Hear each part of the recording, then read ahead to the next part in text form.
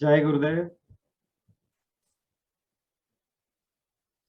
सगळ्यांचं आजच्या ह्या 6व्या पुष्पासाठी खूप खूप हार्दिक स्वागत. सगळ्यात अगोदर आपण प्रार्थनेने कार्यक्रमाची सुरुवात करू.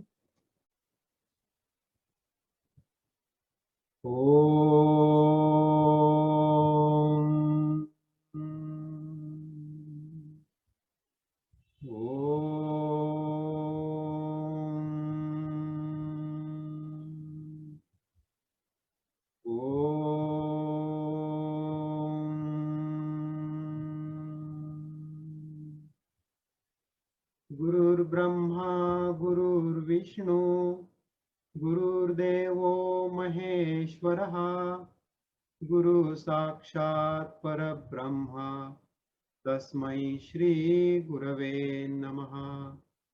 अखंडमंडलाकारं व्याप्तं येन चराचरं तत्पदं दर्शितं येन तस्मै श्री गुरवे नमः. हरि ओम. श्री गुरुभ्यो नमः. हरि ओम. ओम श्री विश्वेश्वराय नमः. ओम श्री ऋषि प्रभाकराय नमः.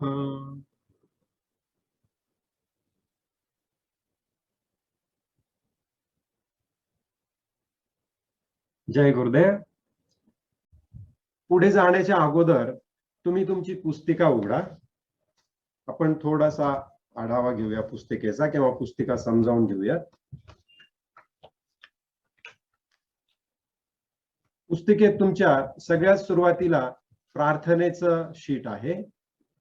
तर तुम्ही सगळ्यांनी ही प्रार्थना काळजीपूर्वक वाचली पाहिजे आणि त्याचा अर्थ सुद्धा काळजीपूर्वक वाचला पाहिजे. प्रार्थनेचा उद्देश असा असतो की आपण आपल्या गुरूंच्या प्रती, ईश्वराच्या प्रती कृतज्ञता व्यक्त करणे हा या प्रार्थनेचा हेतू असतो. हे जे काही अनमोल असं जीवनविषयक ज्ञान आहे, हे जीवनविषयक ज्ञान आपल्यापर्यंत ज्या गुरूंनी पोहोचवलं त्या गुरूंना वंदन करून आपण पुढे जाणं हा या प्रार्थनेचा उद्देश असतो. त्यानंतर भगवद्गीता काय आहे हे एक साधारण 5 पानांचं प्रास्ताविक त्याच्यामध्ये जोडलेलं आहे. तर हे सुद्धा तुम्ही बारकाईनं आणि काळजीपूर्वक वाचलं असेलच. वाचलं नसेल तर दिवसभरामध्ये वाचून घ्या. त्यानंतर पृष्ठ क्रमांक 6 वरती भारतीय तत्वज्ञानातील गीतेचं नेमकं स्थान कुठे आहे याचा एक चार्ट दिलेला आहे पृष्ठ क्रमांक 6 वरती. तर त्यावरून तुमच्या लक्षात येतं की भगवद्गीता ही नेमकी कुठे आहे. आणि त्यातच उजव्या हाताला छोट्या चौकोनात प्रस्थानत्रयी म्हणून 3 महत्वपूर्ण ग्रंथांची यादी दिलेली आहे आणि त्या 3ही ग्रंथांमध्ये भगवद्गीता ही सर्वोच्च स्थानावर आहे. त्यानंतर परमेश्वर आणि प्रकृतीच्या 24 तत्वांचं विवरण नावाचा 7 क्रमांकाचा तक्ता आहे. तर ह्या तक्त्याकडे आपण शेवटी येऊ. मी तुम्हाला तो जरा विस्ताराने आज समजावून सांगणार आहे.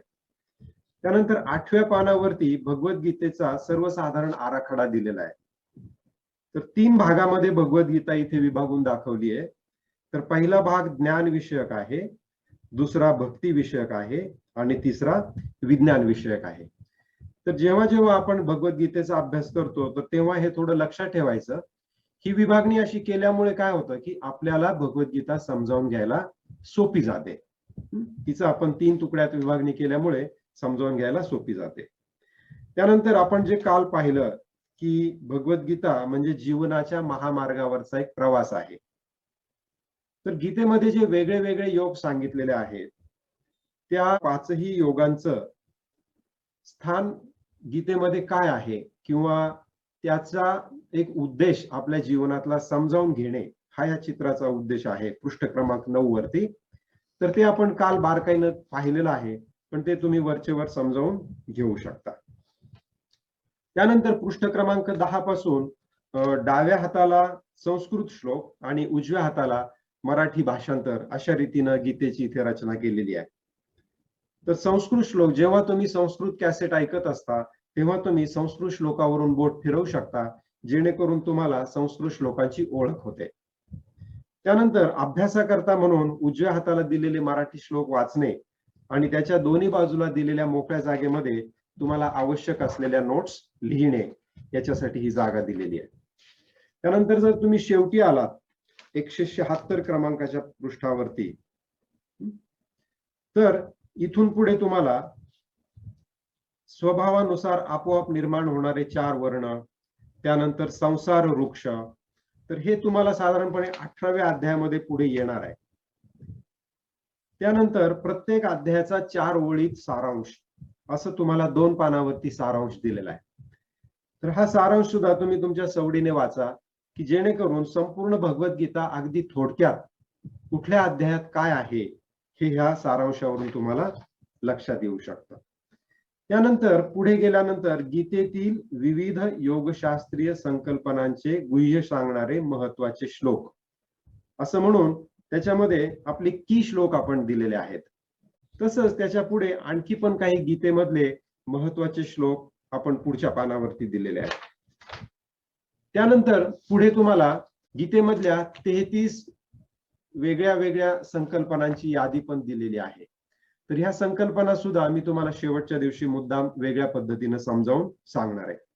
तर अशा रीतीने हे जे तुम्हाला वेगळे वेगळे चार्ट्स दिलेले आहेत, ह्या चार्ट्सचा तुम्ही मधून मधून रेफरन्स घ्या किंवा त्याला जाणीवपूर्वक त्याच्याकडे लक्ष देऊन त्याचं वाचन करा, जेणेकरून तुम्हाला गीतेचा संपूर्ण आढावा समजायला सोपं जाईल.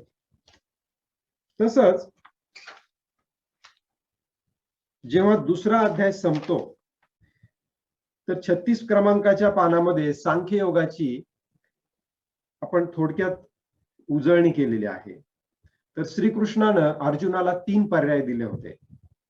पहिला पर्याय होता सत्याचा कधीच अभाव नसतो, दुसरा पर्याय होता असत्याला कधीच अस्तित्व नसतं, आणि तिसरा पर्याय होता की तुझा जर ह्या दोन्हीवर विश्वास नसेल तर अपरिहार्य क्षणाचा स्वीकार कर.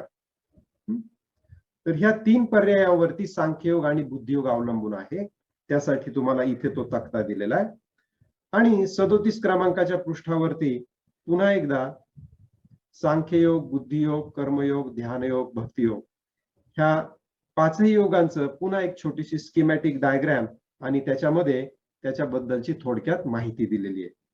तर हे 36 आणि 37 पृष्ठ तुम्हाला मी दुसरा अध्याय संपल्यानंतरच वाचायला सांगितलेले होते आणि तुम्ही ते वाचले असतील. तर तुम्हाला मी थोडक्यात सगळे चार्ट समजावून सांगितलेत. याच्याशिवाय पण तुम्हाला कुणाला जर ते चार्ट समजले नसतील तर तुम्ही मला आजचा वर्ग संपल्यानंतर विचारू शकता. आता तुम्ही 7 क्रमांकाच्या पानावरती या. परमेश्वर आणि प्रकृतीच्या 24 तत्वांचे विवरण, असा तो 7 क्रमांकाचा पृष्ठ आहे. मी उजव्या हाताचा वरचा चौकोन वाचतोय पहा. 7 क्रमांकाच्या पृष्ठावर जो काही तक्ता आहे त्याच्यात सगळ्यात वरती 2 चौकोन आहेत, त्यातला उजव्या हाताचा चौकोन. तर अव्यक्त प्रकृती एक आहे, त्यातून बुद्धी बाहेर आली म्हणजे ते दुसरं तत्व झालं. त्यातनं अहंकार बाहेर आला, ते तिसरं तत्व झालं. त्यानंतर पंचमहाभूत बाहेर आली म्हणजे ती 5 तत्व झाली. आणि त्यानंतर एक मन, 5 इंद्रिय, 5 कर्मेंद्रिय आणि 5 विषय, असे हे 16 तत्व आहेत. म्हणजे 16 अधिक वरचे 8 अशा रीतीने एकूण 24 तत्व तयार झाले. आणि ह्या 24 तत्वांपासून मानव देह तयार झाला. आता याच्यामध्ये आपल्याला एक लक्षात येतं की माणसाला बुद्धी आहे, अहंकार आहे आणि पंचमहाभूतापासून हे शरीर बनलेलं आहे. म्हणजे पृथ्वी, आप, तेज, वायू आणि आकाश. आपल्या शरीरामध्ये पृथ्वी तत्व आहे, पाणी आहे, उष्णता आहे म्हणजे तेज आहे, वायू आहे आणि पोकळी पण आहे. म्हणजे अशा रीतीने हे 24 तत्वांपासून हे शरीर तयार झालं. परंतु इथे एक प्रश्न अनुत्तरित राहतो, तो म्हणजे आपल्या शरीरामध्ये असलेला प्राण, तो प्राण कुठून आला? आपल्या शरीरात मी वेगळा आहे आणि प्राण वेगळा आहे. तर मी हा या पुरुषोत्तमामधून आला हे आपण पाहिलेलं आहे, कारण तो मी उजव्या हाताच्या 24 तत्वांमध्ये नाहीये. तसंच आपल्या शरीरात असलेला प्राण हा सुद्धा या उजव्या बाजूला दिसणाऱ्या 24 तत्वांमध्ये नाहीये. मग तो नेमका आला कुठून? प्राण हे वेगळं तत्व आहे आणि वायू हे वेगळं तत्व आहे. आपल्या शरीरामध्ये वायू आहे, हवा आहे आपल्या शरीरात, तर हवा हे वायू तत्व झालं आणि प्राण आणि वायू ह्या दोन्हीमध्ये फरक आहे. तर तो प्राण कुठून आला आपल्या शरीरात, तो तर या 24 तत्वामध्ये दिसत नाहीये. आणि पुरुषोत्तम म्हणजे तर प्राण नव्हे, ईश्वर म्हणजे प्राण नव्हे, मग तो प्राण नेमका आला कुठून, तर ते आपल्याला आज समजणार आहे. त्यानंतर तुम्हाला खाली एक आडवा तक्ता दिसेल ज्याच्यामध्ये पंचीकरण प्रक्रिया असं लिहिलेलं आहे. तर पंचीकरण प्रक्रिया म्हणजे पृथ्वी, आप, तेज, वायू आणि आकाश यांचं मिश्रण होणं. कुठलंही तत्व जे आपल्या डोळ्याला दिसतं ते पूर्णपणे शुद्ध स्वरूपात नसतं.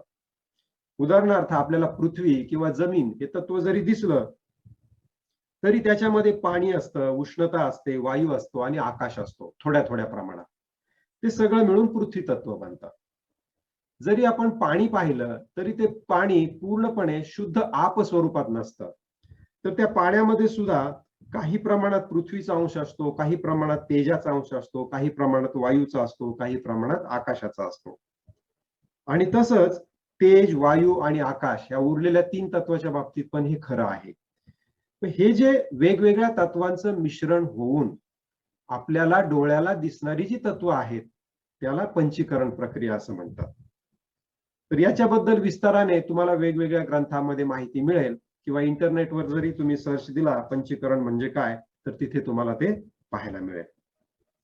त्यानंतर 5 गोष्टी वेगळ्या वेगळ्या ज्या आहेत, 5 विषय, 5 ज्ञानेंद्रिय, 5 कर्मेंद्रिय, 3 अंतःकरण, 10 बाह्यकरण यांची यादी त्याच्या खाली डाव्या बाजूच्या छोट्या चौकोनात दिली आहे. तसंच उजव्या हाताला प्रत्येक महाभूताला गुण आहेत त्यांची माहिती दिलेली आहे. उदाहरणार्थ पृथ्वीला 5 गुण आहेत. आता पृथ्वीचं एक उदाहरण आपण घेऊ, जसं की चपाती. चपाती हे पृथ्वी तत्व आहे. पण चपातीला शब्द आहे, म्हणजे आईनं चपाती टोपल्यामध्ये टाकल्यानंतर त्या चपातीचा आवाज होतो. त्या चपातीला स्पर्श आहे, ती गरम लागते. तिला रूप आहे, ती गोल आहे. तिला रस आहे म्हणजे ती चवदार लागते आणि तिला सुवास येतो म्हणजे तिला गंध आहे. थोडक्यात पृथ्वी तत्वाला 5 गुण आहेत. पाणी, आप, त्याला 4 गुण आहेत. पाण्याला गंध नसतो पण उरलेले 4ही गुण पाण्याला आहेत. तेज म्हणजे अग्नी, अग्नीला चव नसते पण त्याला 3 गुण आहेत. अग्नीचा आवाज येतो, त्याचा भडका उडतो तेव्हा आवाज येतो. त्याला स्पर्श आहे आणि रूप पण आहे. वायूला 2च गुण आहेत. वायूचा आवाज येतो आणि वायूचा स्पर्श होतो पण वायूला रूप नाहीये. आणि आकाशामधून शब्द इकडून तिकडे जातो म्हणजे आकाशाचा शब्द हा गुण आहे. म्हणजे अशा रीतीनं पृथ्वीला 5 गुण आहेत, पाण्याला 4 गुण आहेत, तेजाला 3च गुण आहेत, वायूला 2 आहेत आणि आकाशाला 1च गुण आहे. म्हणजे अशा रीतीनं एक एक तत्व हे दुसऱ्या तत्वापेक्षा अधिक सूक्ष्म झालेलं आहे. आणि त्यामुळे सगळ्यात शेवटी जो दिलेला आहे तो त्या त्या तत्वाचा विशेष गुण आहे. उदाहरणार्थ पृथ्वीचा विशेष गुण गंध आहे. का? कारण गंध हा गुण खाली कुणाकडेच नाहीये. आप, तेज, वायू आणि आकाश यांच्याकडे गंध नाहीये, म्हणून गंध हा पृथ्वीचा विशेष गुण आहे. पाण्याचा रस हा विशेष गुण आहे, कारण रस हा गुण उरलेल्या तिघांकडे पण नाहीये. तेजाचा गुण रूप आहे, कारण रूप हे उरलेल्या दोघांकडे नाहीये. वायूचा विशेष गुण स्पर्श आहे आणि आकाशाचा विशेष गुण शब्द आहे. तर अशा रीतीनं 5ही तत्वांचा एक एक विशेष गुण आहे आणि तो ह्या चौकोनामध्ये इथे लिहिलेला आहे.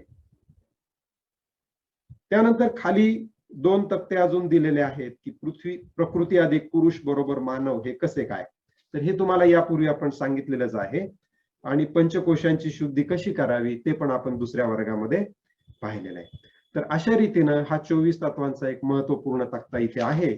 तो पण तुम्ही डोळ्याखालून घाला, वाचा आणि जेव्हा केव्हा तुम्हाला त्याबद्दल काही अडेल तेव्हा वर्ग संपल्यानंतरच्या 10 मिनिटांमध्ये तुम्ही त्या संबंधात माझ्याशी चर्चा करू शकता. आता आपण आपल्या वर्गाकडे जाऊया. तर सगळ्यात अगोदर आपण हे बघूया की आतापर्यंत आपण जे शिकलेलो आहे त्याचा आपण थोडक्यात आढावा घेऊया. आपण भगवद्गीतेचे 3 प्रधान टप्पे केलेले आहेत. पहिल्या 6 अध्यायांचा एक टप्पा आहे जो ज्ञान विषयक आहे. दुसऱ्या 6 अध्यायांचा टप्पा आहे तो भक्ती विषयक आहे. आणि तिसऱ्या 6 अध्यायांचा टप्पा आहे तो विज्ञान विषयक आहे. तर अशा पद्धतीनं टप्प्यामध्ये विभागणी केल्यानंतर आपल्याला संपूर्ण भगवद्गीतेचा आढावा वेळोवेळी घेणं आणि कुठल्या अध्यायामध्ये काय आहे हे लक्षात ठेवणं सोपं जाणार आहे. तर त्यासाठी आपण पुन्हा पुन्हा हे टप्पे आणि कुठल्या अध्यायात काय सांगितलेलं आहे याचा परामर्श घेणार आहोत वेळोवेळी. तर सगळ्यात पहिल्यांदा आपण अर्जुन विषाद योग हा योग पाहिला. त्याच्यामध्ये अर्जुनाला मोह झाला त्याच्या नातेवाईकांचा. त्यानंतर दुसरा योग आपण सांख्ययोग पाहिला. सांख्ययोगामध्ये आपण मी कोण म्हणजेच सांख्ययोग. त्यानंतर बुद्धियोग. बुद्धियोग म्हणजे ह्या क्षणामध्ये हेच शक्य आहे हे पाहणं आणि त्यातून आपल्याला समत्व प्राप्त करणं. त्यानंतर कर्मयोग. कर्मयोग म्हणजे प्रत्येक काम इतरांना देण्याच्या भावनेनं करणं. आणि सगळ्यात शेवटी विषयांचं चिंतन हे आसक्तीचं कारण असतं. त्यामुळे आसक्तीतून जर मुक्ती मिळवायची असेल तर विषयांचं चिंतन थांबवणं हा सोपा उपाय आहे. हे आपण दुसऱ्या अध्यायात पाहिलं. त्यानंतर तिसरा अध्याय कर्मयोग हा आपण मागच्या व्याख्यानामध्ये पाहिला. तर त्यात आपण हे पाहिलं की विषय नव्हे तर विषयांची आसक्ती सोडणं महत्वाचं आहे. विषय आपण सोडू शकत नाही. विषय म्हणजेच कर्म. तर कुठलंही कर्म आपण सोडू शकत नाही पण त्याची आसक्ती सोडायची. आणि अर्जुन विचारतो की ह्या हव्यासाचं कारण काय.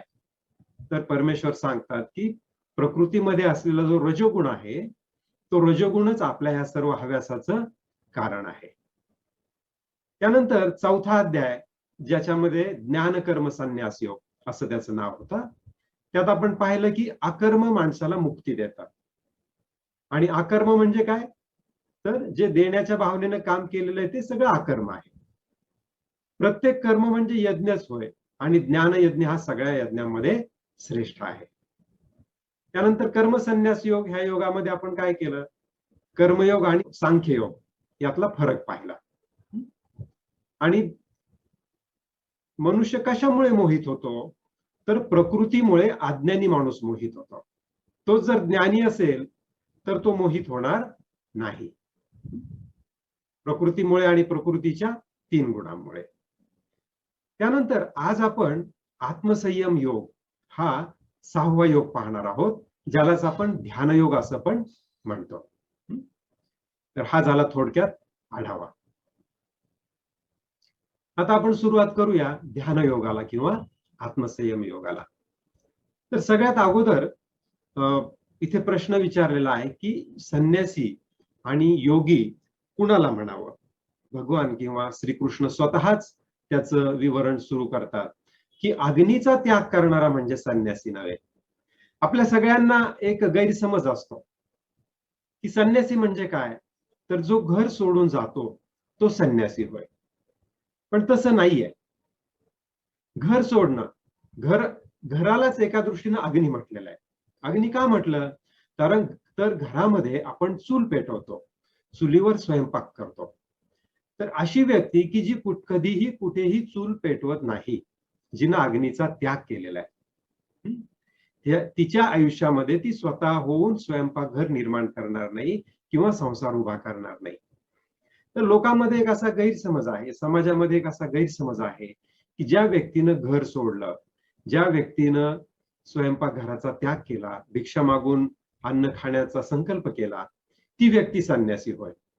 परंतु कृष्ण इथे 6व्या अध्यायातल्या पहिल्याच श्लोकामध्ये अगदी स्पष्ट रीतीने सांगतात की अग्नीचा त्याग करणारा संन्यासी नव्हे.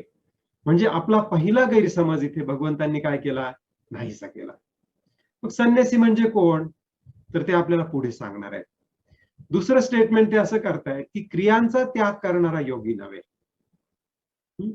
तर आपण जी नेहमी कर्म करतो ती सगळी कर्म सोडून देणं म्हणजे योगी होणं असं नव्हे. मग संन्यासी किंवा योगी याचा खरा अर्थ आता इथे भगवंत सांगतायत की जो पुरुष कर्मफळाचा आश्रय न घेता म्हणजे काय ती कर्म करतो पण त्याच्या फळाच्या तो मागे लागत नाही आणि स्वतःची कर्तव्य कर्म मात्र तो करतो, तोच संन्यासी होय आणि तोच योगी होय. तर खरं तर संन्यासी आणि योगी हे दोन्ही पण एकमेकाला पर्यायवाची शब्द आहेत. त्यामुळे जो कर्मफळाचा आश्रय न घेता कर्तव्य कर्म करतो तो काय आहे? संन्यासी किंवा योगी आहे. आणि त्याच्याबद्दलच मागच्या 5 अध्यायामध्ये आपण पाहिलेलं आहे. आता आपण पुढे जाऊया की योगी होणं म्हणजे काय. तर 6व्या अध्यायातल्या 3ऱ्या श्लोकामध्ये, तुमच्या पुस्तिका असतील तर तुम्ही जागोजागी खुणा करू शकता. 6व्या अध्यायातल्या 3ऱ्या श्लोकामध्ये भगवंत सांगताय की निष्काम कर्म करणं, आणि ह्या निष्काम कर्म करण्याचा परिणाम काय होतो की तुमच्यामध्ये संकल्पाचा अभाव होतो.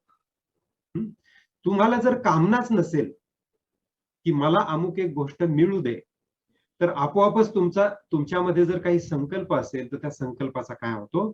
अभाव होतो. आणि तो संकल्पाचा अभाव हा कल्याणाला कारक सांगितलेला आहे किंवा कल्याणाला कारण सांगितलेलं आहे. म्हणजे कसं?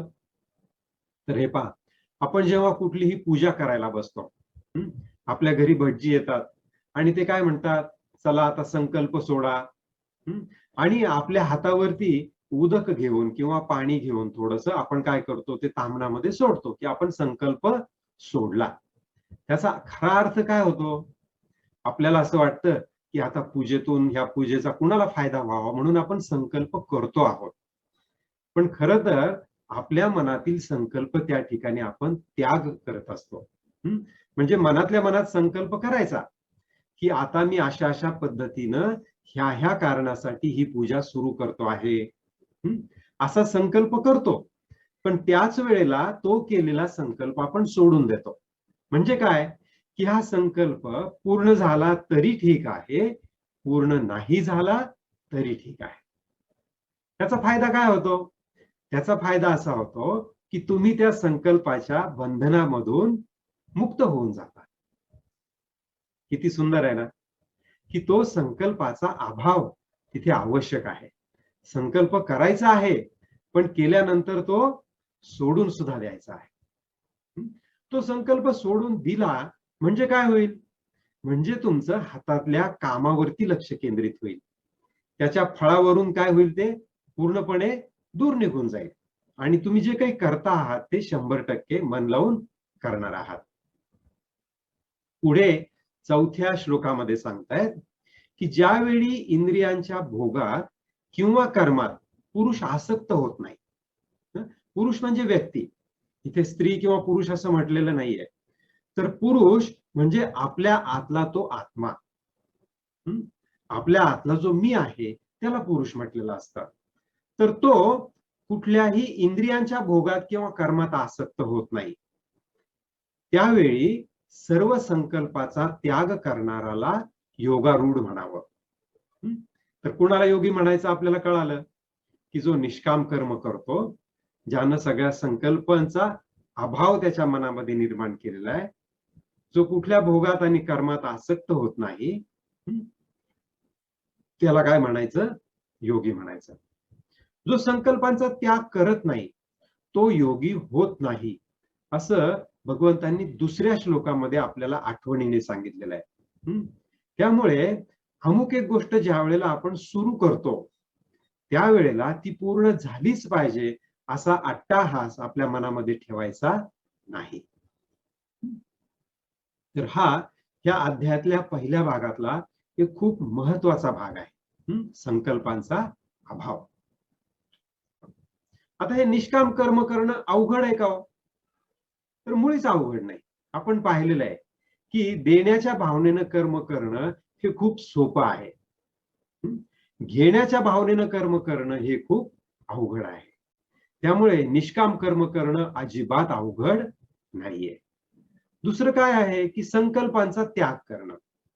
तर संकल्पांचा त्याग करणं हे पण काहीच अवघड नाहीये. कारण ज्या वेळेला तुम्ही दुसऱ्याला देण्याच्या भावनेनं काम करत असता त्यावेळेला संकल्पांचा आपोआपच अभाव होऊन जातो. त्यामुळे संकल्पांचा त्याग करणं हे सुद्धा खूप सोपं आहे. तिसरं काय सांगितलं होतं त्यांनी योगी होण्यासाठी? की इंद्रियांच्या भोगात किंवा कर्मात पुरुषाची आसक्ती नसावी. आता आपल्याला आसक्ती सोडून देण्यासाठी एक खूप सोपा उपाय भगवंतांनी सांगितलेला आहे. आणि तो कुठला? तो उपाय आहे विषयांचं चिंतन करू नका, किंवा तुमच्या मनामध्ये जी विचाराची शृंखला असेल ती शृंखला खंडित करा. म्हणजेच ध्यानयोगाचा आश्रय घ्या, जागे व्हा. योगी काय असतो? जागा असतो. जिथे सर्वसामान्य झोपलेले असतात तिथे योगी जागा असतो. म्हणजेच काय? तर सर्वसामान्य विचारांचं चिंतन करत असतात आणि त्या बाबतीत ते झोपलेले असतात. त्यांना माहितीच नसतं आपण विचाराचं चिंतन करतोय म्हणून. पण योगी मात्र तिथे जागा असतो. तो पाहतो, हा माझं मन इथे चिंतन करत आहे, हे चिंतन मला काय करायचं आहे? खंडित करायचं आहे. त्या चिंतनाच्या मागे जायचं नाहीये. तर ह्या तीनही गोष्टी खूप सोप्या आहेत. याचाच अर्थ योगी होणं म्हणजे खूप सोपं आहे. त्याच्यात फारसं काहीही अवघड नाहीये. त्यामुळे या शब्दांना घाबरून जायचं नाहीये. योगी, संन्यासी, तर हे शब्द संस्कृत शब्द असल्यामुळे आपल्याला ते अवघड वाटतात किंवा त्या शब्दांबद्दल लोकांनी आपल्या मध्ये काही गैरसमज निर्माण केलेले आहेत म्हणून ते अवघड वाटतात. तर अग्नीचा किंवा क्रियांचा त्याग करणं म्हणजे योगी नाहीये. त्यामुळे आपल्याला घर सोडून जायचं नाहीये. आपल्याला कुठली घरातली कामं तुम्ही जे रोज करताय ते पण सोडून द्यायचं नाहीये. तर काय करायचं आहे? फक्त संकल्पाचा त्याग करायचा आहे. ससन्यासी च योगी, तोच संन्यासी होय आणि तोच योगी होय, असं इथे काय करतायत श्रीकृष्ण आपल्याला खात्रीनं सांगतायत. म्हणजे संन्यासी होणं किंवा योगी होणं हे मुळीच अवघड नाहीये. आता पुढे ते आपल्याला सांगतायत 6व्या अध्यायामध्ये की तुमचा उद्धार कोण करणार आहे? आपल्याला असं वाटतं की कुणीतरी महाराज येतील, कुणीतरी संत महात्मे येतील आणि ते आपला उद्धार करतील. पुष्कळ लोकांना असं वाटतं की योगाच्या नावाने आपण एखादी दीक्षा घेऊ आणि मग ते गुरु महाराज आपल्या कपाळाला, आपल्या सहस्त्रार चक्राला ह्या ठिकाणी असा कुठेतरी स्पर्श करतील आणि झूम करून आपली कुंडलिनी जागृत होईल आणि परस्पर सगळं काम होऊन जाईल. तर असं नसतं. भगवंत स्वतः इथे काय सांगतात? स्वतःच स्वतःचा संसार समुद्रातून उद्धार करून घ्यावा. 5वा श्लोक आहे पहा. कुणी उद्धार करायचा आहे? स्वतःच करून घ्यायचा आहे. आणि कुणाचा? स्वतःचा. स्वतःला अधोगतीला जाऊ देऊ नये. आपण जे शिकतो आहोत हा मार्ग कसा आहे? हा ऊर्ध्वगतीचा आहे, हा उत्थानाचा मार्ग आहे, हा पुढे जाण्याचा मार्ग आहे. त्यामुळे भगवंत सांगतायत की स्वतःला अधोगतीला जाऊ देऊ नये. मनुष्य स्वतःच स्वतःचा मित्र आहे आणि स्वतःच स्वतःचा शत्रू आहे. हे सगळे भगवंताचे शब्द आहेत. त्याच्यात माझ्या मनाचं काहीही नाहीये. पुढे 6व्या श्लोकात ते सांगतात, ज्या जीवात्म्याने मन व इंद्रियांसह शरीर जिंकलं. जीवात्मा म्हणजे कोण? तर मी. जीवात्मा याचा अर्थ मी. मग तो जो मी आहे त्यानं मन व इंद्रियांसह जर शरीर जिंकलं, त्या जीवात्म्याचा तो स्वतःच मित्र आहे. म्हणजे माझाच मी मित्र होणार आहे. आणि जर तसं मी केलं नाही, मी माझ्या मनावरती, माझ्या बुद्धीवरती, माझ्या इंद्रियांवरती योग्य ते नियंत्रण ठेवलं नाही, तर मात्र मी स्वतःच स्वतःचा शत्रू आहे. माझ्यातला मी आदेश देणार आहे बुद्धीला, आपल्याला कुठे जायचंय. हा त्या रथाचा मालक आहे. तो मालक सारथ्याला सांगणार आहे, ड्रायव्हरला सांगणार आहे की चला आज आपण मुंबईला जाऊया. मी फक्त लक्ष ठेवायचंय की तो रथ बरोबर योग्य मार्गाने घेऊन जातोय का. आणि तसं लक्ष जर मी ठेवलं नाही तर मी स्वतःच शत्रुत्व केल्यासारखं आहे. ते मन, इंद्रिय एकमेकाच्या सोबत संगनमत करून रथ कुठे घेऊन जातील ते सांगता येत नाही. त्यामुळे सारथी पण झोपला नाही पाहिजे, मी पण झोपलो नाही पाहिजे आणि रथ योग्य त्या मार्गावर चालला पाहिजे. तसं जर झालं नाही तर मी स्वतःच काय करतो आहे? शत्रुत्व करतो आहे. म्हणजे ह्या रीतीनं आपण स्वतःच स्वतःचा उद्धार करणार आहोत आणि तो खूप सोपा आहे. तो मुळीच अवघड नाहीये. मग स्वतःचा मित्र होणं म्हणजे काय? हे आपण थोडंसं आणखीन विस्तारानं बघूया. जेव्हा तुम्ही म्हणता की मी तो पुरुषोत्तम परमात्मा आहे, माझ्यातला जो मी आहे तो कोण आहे? तो पुरुषोत्तम परमात्मा आहे असं आपण जेव्हा म्हणतो तेव्हा त्याचा अर्थ काय होतो? त्याचा वेगळ्या शब्दामध्ये अर्थ असा होतो, अहम ब्रह्मास्मी, मीच ब्रह्म आहे. किती सुंदर शब्द आहे, मीच ब्रह्म आहे. पण त्या शब्दाच्या मागे एक खूप मोठा अर्थ दडलेला आहे. तो अर्थ काय आहे? मीच ब्रह्म आहे असं जेव्हा आपण म्हणतो, तेव्हा ह्या संपूर्ण विश्वाला आपण जबाबदार असतो. एखाद्या विशिष्ट गोष्टीला मी जबाबदार नाही असं आपण कसं म्हणू शकतो? जेव्हा मी म्हणेल मी ब्रह्म आहे, त्यावेळेला मी असं म्हणेल का की मी फक्त माझ्या बायको मुलांसाठी जबाबदार आहे? तर तसं आपण म्हणूच शकत नाही. मी माझ्या बायको मुलांसाठी जबाबदार आहे, मी माझ्या शहरासाठी जबाबदार आहे, मी माझ्या देशासाठी, या संपूर्ण विश्वासाठी जबाबदार आहे. एवढंच नव्हे, तर मी ह्या संपूर्ण ब्रह्मांडासाठी जबाबदार आहे. हे सगळं जबाबदार. हे संपूर्ण ब्रह्मांड म्हणजेच मी आहे. मग हे संपूर्ण ब्रह्मांड म्हणजेच जर मी असेल, तर त्याला मी जबाबदार नाही असं कसं होईल? आणि ज्या वेळेला आपण असं म्हणतो, की या संपूर्ण ब्रह्मांडाला मी जबाबदार आहे, हे संपूर्ण ब्रह्मांड माझं आहे, हे संपूर्ण ब्रह्मांड माझं घर आहे, मी या घराचा पालक आहे, असं जेव्हा आपण म्हणतो, तेव्हाच आपण अहम ब्रह्मास्मी ह्या स्थितीमध्ये पोहोचू शकतो. आणि तीच खरी ध्यानाची अवस्था होय. आता आपण आणखीन पुढे जाऊया. भगवंत इथे सांगतायत की हा योग कुणाला साधतो? हे जे त्यांनी आपल्याला सांगितलं की योगी होणं म्हणजे काय आहे, हे कुणाला साधतं?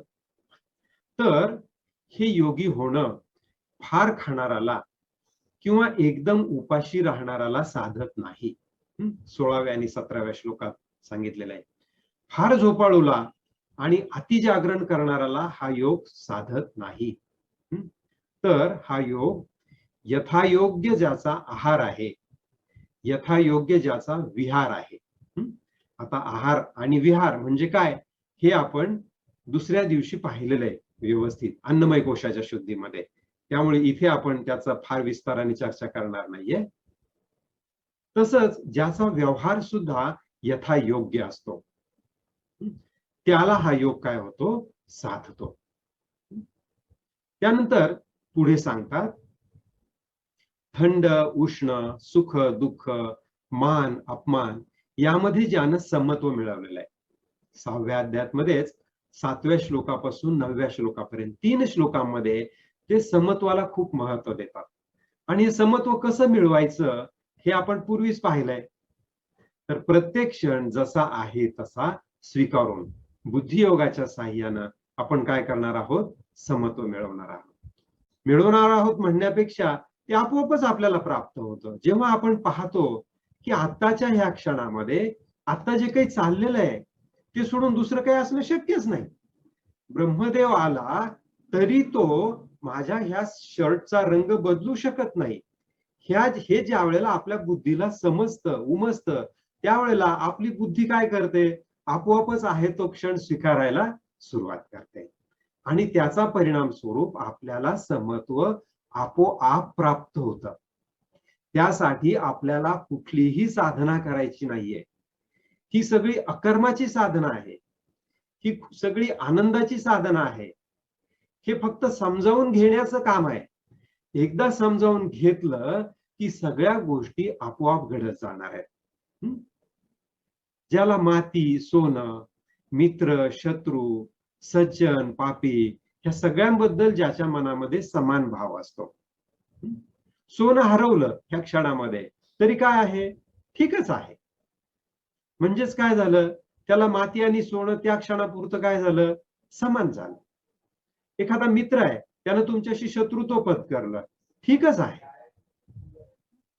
तुम्ही ज्याला सज्जन समजत होता तो अचानक पापी आहे म्हणून तुम्हाला लक्षात आलं, ठीकच आहे. ह्या सगळ्यांबद्दल तुमच्या मनामध्ये समान भाव आहे. आणि हा समान भाव असला की तुमच्या अंतःकरणाची वृत्ती काय होते? शांत होऊन जाते. तुमचा आत्मा स्वाधीन राहतो, स्वअधीन. तो दुसऱ्यावरती अवलंबून नाहीये. आनंदासाठी, आनंद मिळवण्यासाठी तुमचा आत्मा दुसऱ्यावरती अवलंबून आहे का आता? नाहीये. म्हणून त्याला काय म्हटलंय?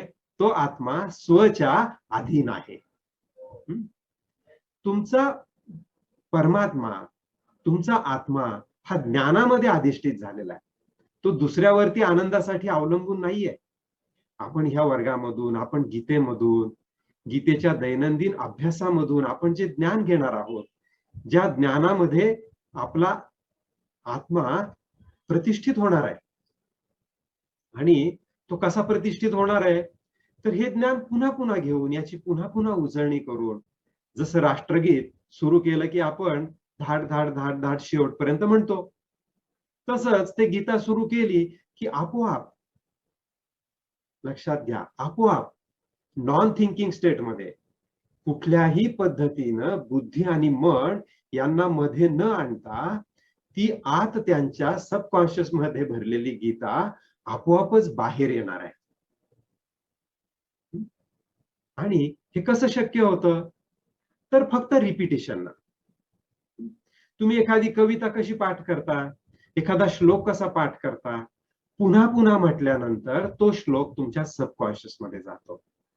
तसंच ही गीतेमधले श्लोक, गीतेमधलं ज्ञान पुन्हा पुन्हा म्हटल्यानंतर, पुन्हा पुन्हा वाचल्यानंतर हे तुमच्या सबकॉन्शियस मध्ये जाणार आहे. आणि ज्या वेळेला एखादी गोष्ट, एखादं काव्यमय असतं, एखादा श्लोक काव्यमय असतो, त्यावेळेला तो पुन्हा पुन्हा म्हणणं सोपं असतं. तो सबकॉन्शियस मध्ये जाणं, सबकॉन्शियस मध्ये फीड करणं सोपं असतं. तर अशा रीतीनं हे ज्ञान आपल्या सबकॉन्शियस मध्ये गेल्यानंतर आपला आत्मा, आपलं मन, आपली बुद्धी ह्या ज्ञानामध्ये काय होणार आहे, अधिष्ठित होणार आहे. याचा अर्थ तुमची सगळ्यांची पूर्ण गीता पाठ झालीच पाहिजे असं नाहीये. तुम्हाला जी पुस्तिका दिलेली आहे ती पुस्तिका पुन्हा पुन्हा वाचा. दररोज किमान एक तरी अध्याय वाचण्याचा, ऐकण्याचा परिपाठ ठेवा. एक तरी संस्कृत अध्याय ऐकण्याचा परिपाठ ठेवा. फार फार तर एक अर्ध्या तासाचा स्वाध्याय आवश्यक आहे. हळूहळू 1 वर्षात, 2 वर्षात, 4 वर्षात हे सगळं सहज तुमचं मुखोद्गत होऊन जाईल. छान. तर आपण पुढे जाऊया. तर हा योग कुणाला साधतो, ज्याची अंतःकरणाची वृत्ती शांत आहे, आत्मा स्वच्या अधीन आहे आणि जो त्या ज्ञानामध्ये प्रतिष्ठित झालेला आहे किंवा अधिष्ठित झालेला आहे. पहा, भगवंत आपल्याला इथे कुठे आणि कसं बसावं हे सांगत आहे. आता मला सांगा की युद्धाच्या धामधुमीच्या प्रसंगामध्ये अर्जुनासारख्या योद्ध्याला ध्यानाला कुठे आणि कसं बसावं हे सांगण्याची आवश्यकता होती का हो? निश्चित नव्हती असं आपल्याला वाटेल. याचा अर्थ काय होतो? याचा अर्थ असा होतो की भगवंत अतिशय दयाळू अंतःकरणाने अर्जुनाच्या रूपाने ते आपल्याला ज्ञान देऊ इच्छित होते. आणि त्यामुळे ते आपल्याला पंचकोश शुद्धीसाठीचे 5 योग वेगवेगळे विस्तारानं सांगतायत. तर मनाच्या शुद्धीसाठी ध्यानयोग कसा करावा, ध्यान कसं करावं, मेडिटेशन कसं करावं, किंवा ज्याला आपण समाधी अभ्यास म्हणतो तो कसा करावा हे भगवंत सांगतायत.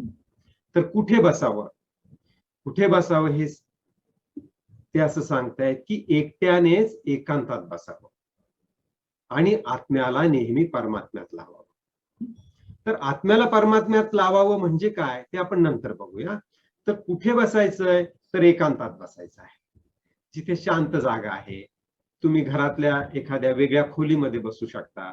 घरात इतरांना सांगायचं आहे की मी आता 15 मिनिटासाठी ध्यानाला, मेडिटेशनला बसणार आहे, कुणीही मला डिस्टर्ब करू नका.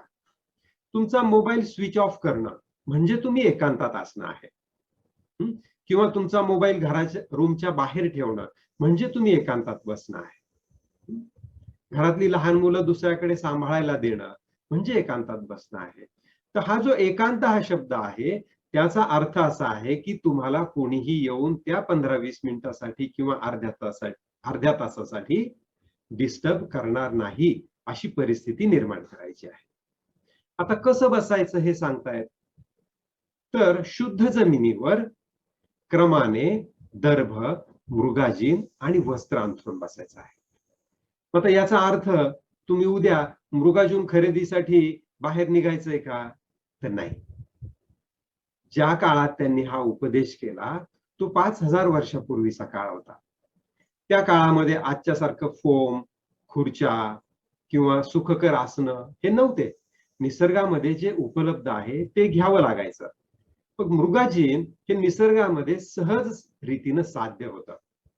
मृगाजीनावर बसल्यामुळे तुम्हाला विशिष्ट प्रकारची ऊर्जा मिळते आणि तुमचं ध्यान मेडिटेशन अधिक चांगलं होतं, असा कुठलाही गैरसमज करून घेऊ नका. तर दर्भ, मृगाजीन, वस्त्र ह्या सहज त्या काळात मिळणाऱ्या गोष्टी होत्या. आपल्याला एक श्लोक माहिती आहे पतंजली योग सूत्रातला, स्थिरम सुखम आसनम, जे स्थिर आहे आणि सुखकारक आहे. साधी मांडी घालून तुमची पाठ भिंतीला टेकवून आणि मान भिंतीपासून थोडीशी दूर ठेवून डाव्या हातावरती उजवा हात ठेवून तुम्ही समाधी अभ्यासाला बसू शकता. तर तुमचं जे आसन आहे ते फार उंच नसावं किंवा फार सखल नसावं. कुठे खूप खड्ड्यात बसायचं नाहीये किंवा अति उंचावरती पण जाऊन बसायचं नाहीये. तुम्ही सरळ बसलं पाहिजे. पाठीचा कणा सरळ ठेवा आणि बसा. पण त्याचा अर्थ असाही नाही की तो इतका ताठ करायचा की तुम्हाला अनकम्फर्टेबल होईल, असं पण नाही. समाधी अभ्यासामध्ये तुमचं शरीरामध्ये आपोआप शैथिल्य येईल. ती शिथिलता आल्यानंतर कदाचित तुम्ही हळूहळू पुढे झुकाल, तर ते पण ठीकच आहे.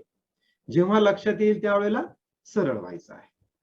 तर हे आपल्याला 13व्या श्लोकात ते सांगतात. इथे आपण कुठे बसायचं आणि कसं बसायचं हे पाहिलं. आता त्याची आपल्याला ती प्रक्रिया समजावून सांगतायत की नेमकं काय करायचं समाधी अभ्यासामध्ये. तर 19व्या श्लोकात सांगतात की वारा नसलेल्या ठिकाणी जशी दिव्याची ज्योत स्थिर असते. ही एक उपमा आहे. आपल्याला ज्योतीकडे वगैरे बघायचं नाहीये, हे लक्षात ठेवा. वारा नसलेल्या ठिकाणी जशी ज्योत स्थिर असते तसं ध्यानमग्नाचं चित्त असतं. एवढंच फक्त त्यांनी इथे सांगितलंय. म्हणजे आपलं मन किंवा आपलं चित्त हे स्थिर असतं. पुढे त्यांनी 10व्या श्लोकामध्ये सांगितलेलं आहे की आत्म्याला नेहमी परमात्म्यात लावावं, जे आपण मगाशी पाहिलं. चित्त माझ्या ठिकाणी लावून माझ्या आश्रयाने राहावं. आता ह्या दोन्हीचा काय अर्थ होतो? आत्म्याला परमात्म्यात लावावं याचा अर्थ असा होतो की आपलं जे मन आहे, आपली जी विचार प्रक्रिया आहे, तर ती ह्या भौतिक गोष्टीमधून, संसारामधून हळूहळू निवृत्त करायची. म्हणजेच विचारांचा पाठलाग थांबवायचा.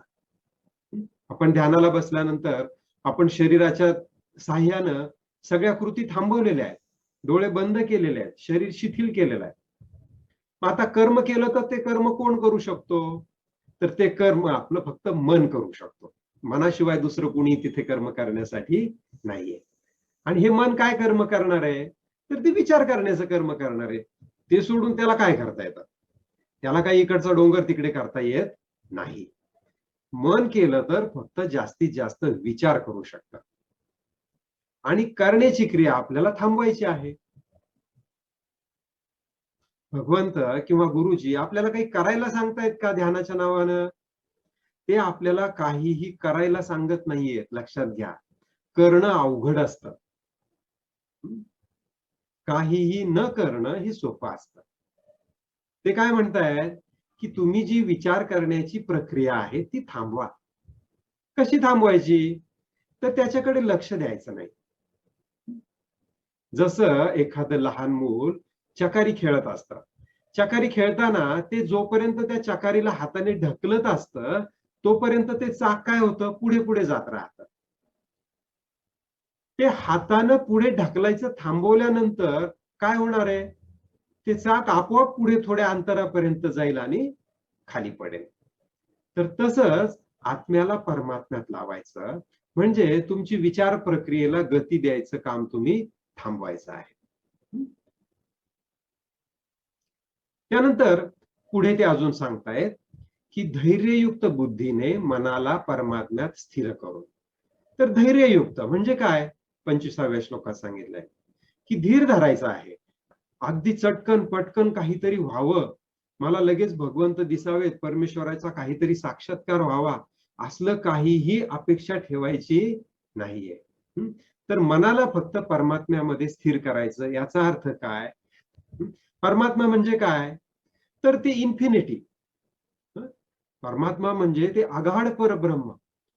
जे ह्या संपूर्ण सृष्टीच्या ह्या सगळ्या आकाशगंगांच्याही पलीकडे आहे, दृश्य जगताच्याही पलीकडे आहे, जे इन्फानाइट आहे त्याच्यासोबत एकरूप व्हायचंय.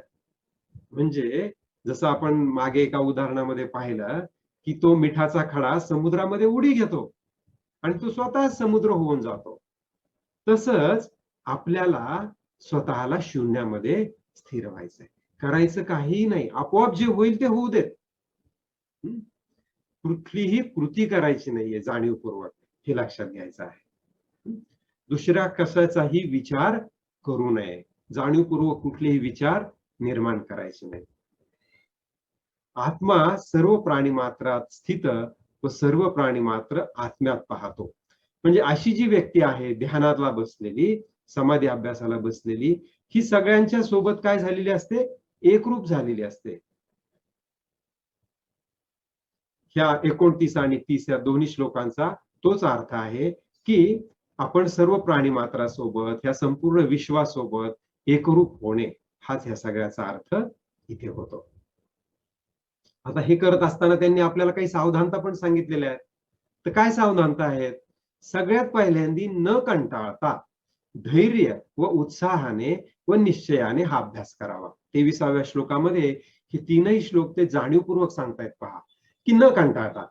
भगवंताला माहिती आहे की तुम्हाला समाधी अभ्यासाला बसायचं म्हटलं की कंटाळा येणार आहे.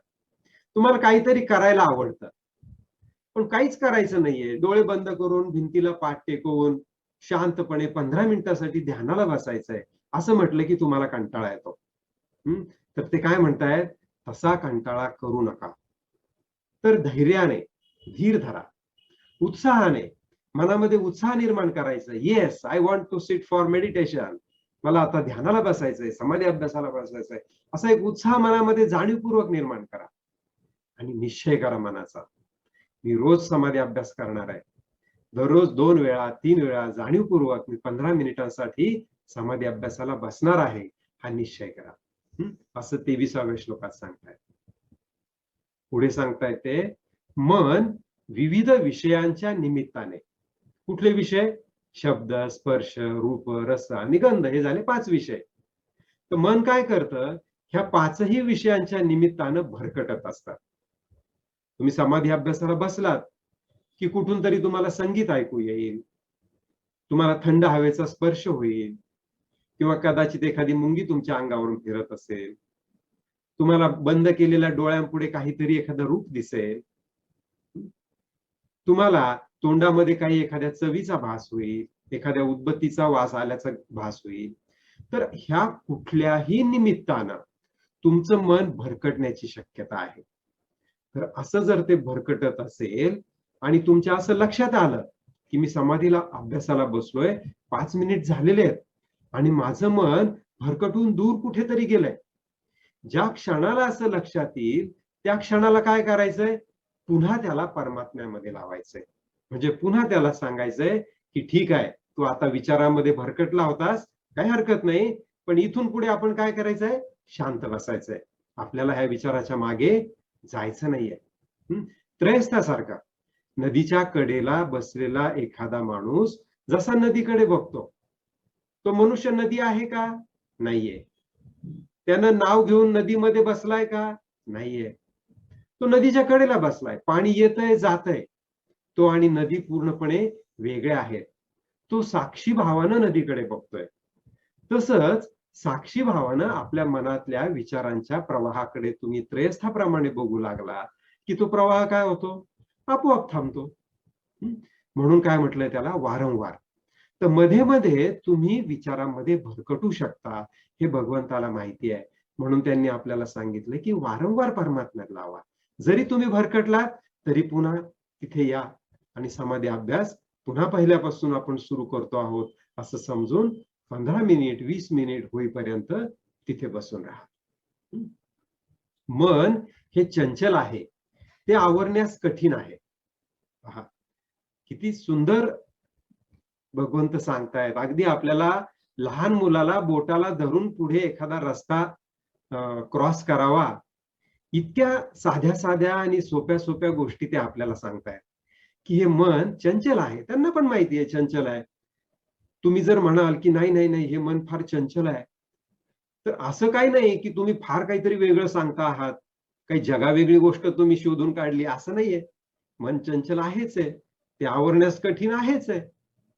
पण अभ्यासाने आणि वैराग्याने ते ताब्यात येतं. तर अभ्यास म्हणजे काय? तर नियमितता. आपण जी कृती करतो आहोत त्यामध्ये नियमितता. गीतेचा रोज एक अध्याय ऐकणं, त्यामध्ये नियमितता.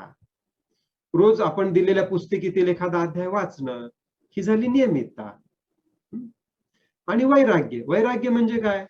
वैराग्य म्हणजे बैरागी होणे नव्हे. पुष्कळशा संस्कृत श्लोकांचे आपण खूप गैरअर्थ करून घेतलेले आहेत.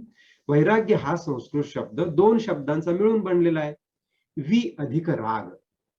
काय आहे? वि अधिक राग. आणि राग या शब्दाचा अर्थ आपण मागच्या व्याख्यानात पाहिला. राग म्हणजे काय?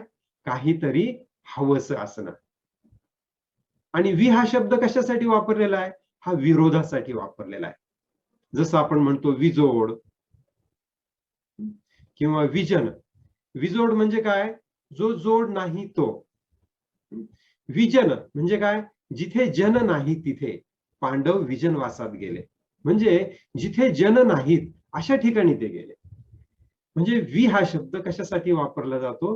विरोधासाठी. मग वैराग्य, वि अधिक राग. राग म्हणजे हवस असणं. मग त्याच्या विरोधी. मग हवस असण्याच्या विरोधी काय आहे? नाही मिळालं तरी पण ठीक आहे. म्हणजे काहीतरी मला हवंसं आहे, याच्यापासून दूर जाणं. मिळालं तरी ठीक आहे, नाही मिळालं तरी ठीक आहे. याला वैराग्य म्हटलेलं आहे. त्यामुळे माझ्यामध्ये वैराग्य निर्माण झालं, असं जर तुम्हाला स्टेटमेंट करायचं असेल, तर तुम्ही बिनधास्त करू शकता. वैराग्य हा शब्द वापरल्यानं आपण काहीतरी अगदी घर कुटुंब सोडून जाणार आहोत असं मुळीच नाही. साधा आणि सोपा शब्द आहे. विराग. काहीतरी हवंसं असणे, ह्या बंधनातून मुक्त होणं म्हणजे वैराग्य आहे. तर हे मन कशानं ताब्यात येतं? अभ्यासानं, सातत्यानं आणि वैराग्यानं. मग अशा पद्धतीनं जर आपण ही साधना करत राहिलो, नियमित आपण समाधी अभ्यास करत राहिलो, तर काय होणार आहे? परानंदाची पराकाष्ठा अशी शांती आपल्याला मिळणार आहे, असं भगवंत 15व्या श्लोकात सांगतात. काय शब्द वापरलाय त्यांनी?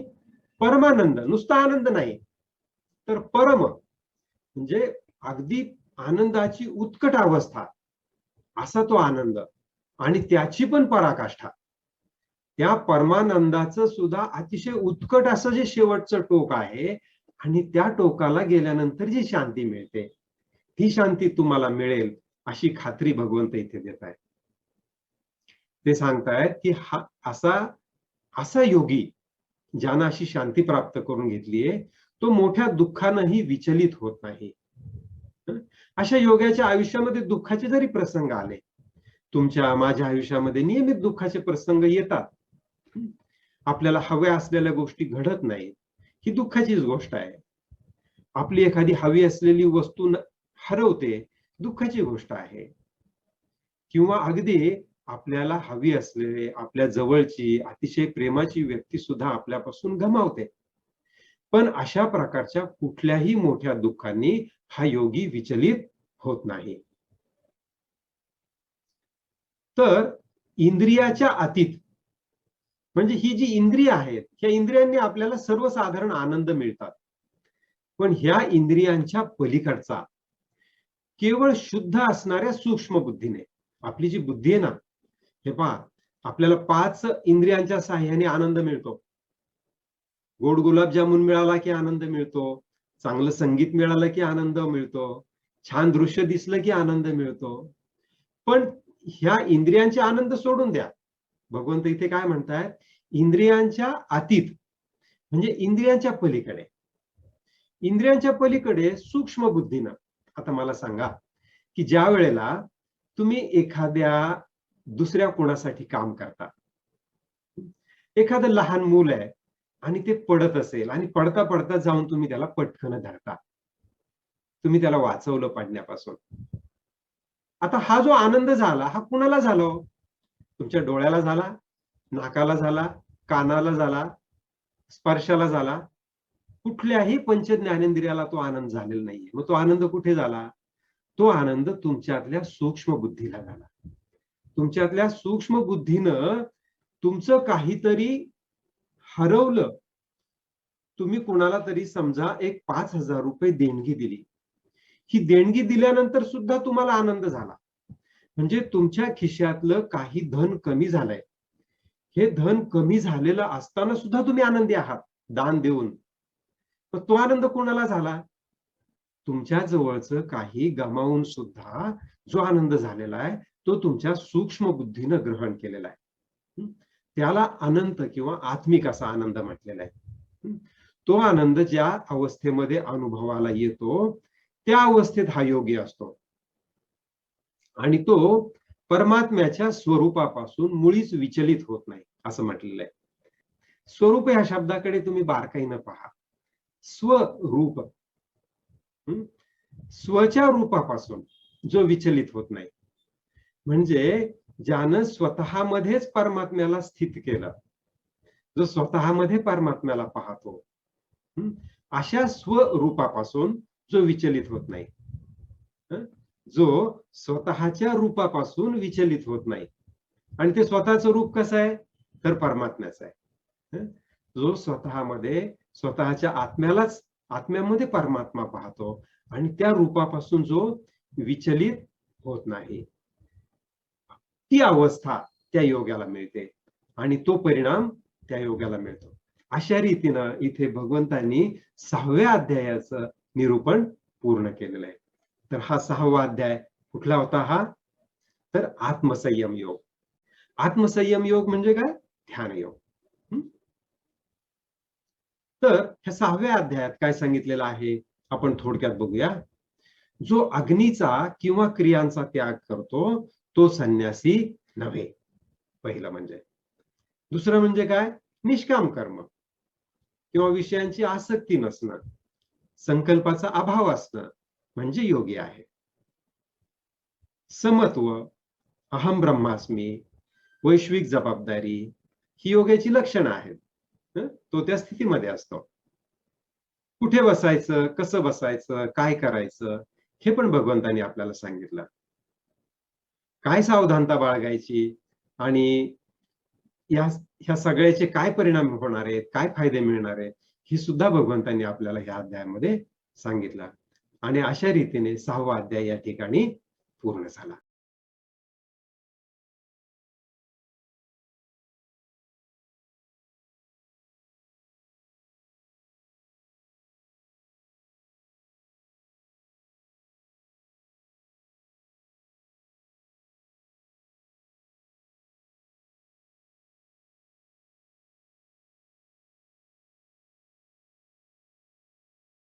जय गुरुदेव.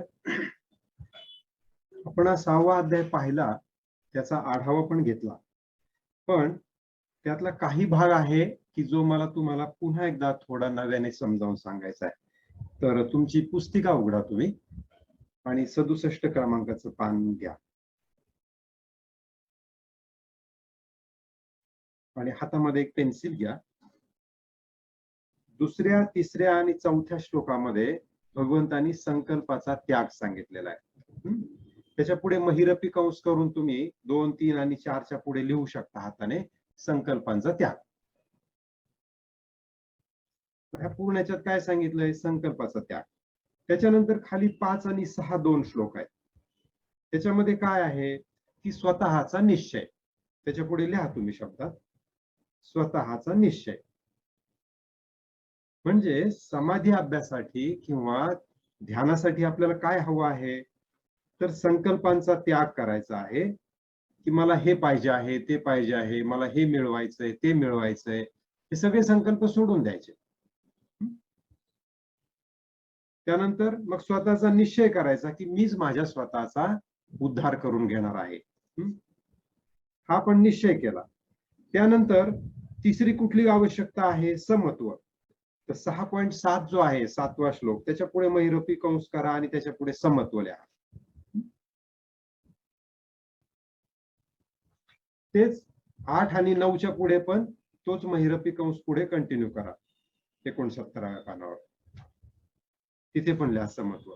म्हणजे आता काय काय झालं, संकल्पांचा त्याग केलेला आहे, स्वतःचा निश्चय केलेला आहे आणि आपण समत्व शिकलेलो आहोत, तर त्या समत्वामध्ये आपण स्वतः स्थिर झालो. त्यानंतर पहा, आता महत्वाची गोष्ट आहे की समाधी अभ्यास म्हणजे नेमकं काय. तर 6.10 जो श्लोक आहे त्याच्यात लिहिलेलं आहे पहा, दुसऱ्या ओळीत, आत्म्याला परमात्म्यात लावावे, आत्म्याला परमात्म्यात लावावे, पुढे असं स्टारची खूण करा. ते झालं. त्याच्यानंतर 6.12 ला या, तिथे अंतःकरणाच्या शुद्धीसाठी तिथे स्टार करा. त्याच्यानंतर 6.14 ला या, चित्त माझ्या ठिकाणी लावून माझ्या आश्रयाने, तिथे एक स्टार करा. पुढे 6.15 ला या, त्याच्यात आत्म्याला नेहमी मज परमेश्वराच्या स्वरूपाच्या ठिकाणी लावून त्याला एक स्टार करा.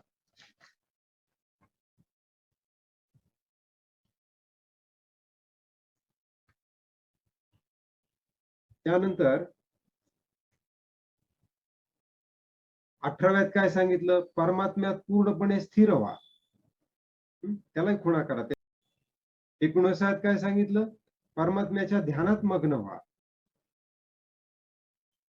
20व्यात काय सांगितलं, परमात्म्यात संतुष्ट राहा, तिसरी ओळ. 21व्यात काय सांगितलं, परमात्म्याच्या स्वरूपापासून विचलित होऊ नका.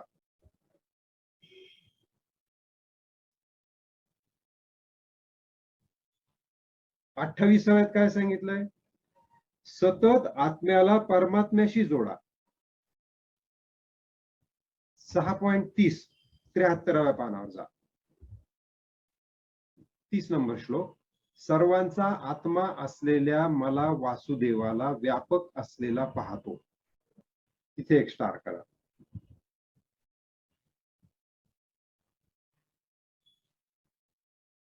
पुन्हा खाली 31 नंबर, प्राणी मात्रात आत्मरूपाने असलेल्या मला, त्याला एक अंडरलाईन करा. त्याच्या पुढे एक स्टार करा. आणि 47व्या श्लोकाला या,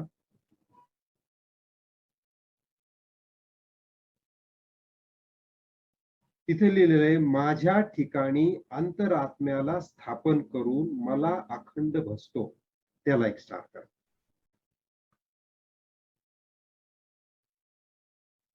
आता लक्षात घ्या, आपण जेवढे जेवढे स्टार केलेले आहेत, खुणा केलेल्या आहेत, त्या प्रत्येक ठिकाणी काय केलेलं आहे, त्यांनी एकच गोष्ट सांगितली की ध्यान म्हणजे काय आहे, तर आत्म्याला परमात्म्यात लावणे. आणि शेवटी 47व्यात सांगितलं की माझ्या ठिकाणी अंतरात्म्याला स्थापन करतो. सगळ्या ह्याच्यातून भगवंत काय सांगत आहेत की मी परमेश्वर आणि तू तुझा आत्मा हे एकच आहे. जे आपण इतके दिवस पाहिलं, गेली 5 दिवस आपण काय शिकतो आहोत की शरीर हे प्रकृतीतून आलं आणि आपला जो आत्मा आहे तो परमात्म्यातून आला. आत्मा म्हणजे काय, काही ज्योतबीत नाहीये आतमध्ये. आत्मा म्हणजे ज्याला आपण मी समजतो. जिथं जिथं आपण मी हा शब्द वापरतो ना, तिथं तिथं तो आपलं आत्मस्वरूप असतं. तर आपलं आत्मस्वरूप हा त्या परमात्म्याचाच अंश आहे. आणि भगवंत ह्या अध्यायामध्ये तुम्ही आता जिथे जिथे स्टार केले तिथं तिथं काय म्हणतायत, तुमच्यातल्या मीला माझ्याशी एकरूप करा. तेच ध्यान आहे. आणि ते ध्यान करण्यासाठी कसं बसायचं, कुठं बसायचं वगैरे, ते सगळ्या दुय्यम गोष्टी आहेत आपण इतका वेळ पाहिलेल्या.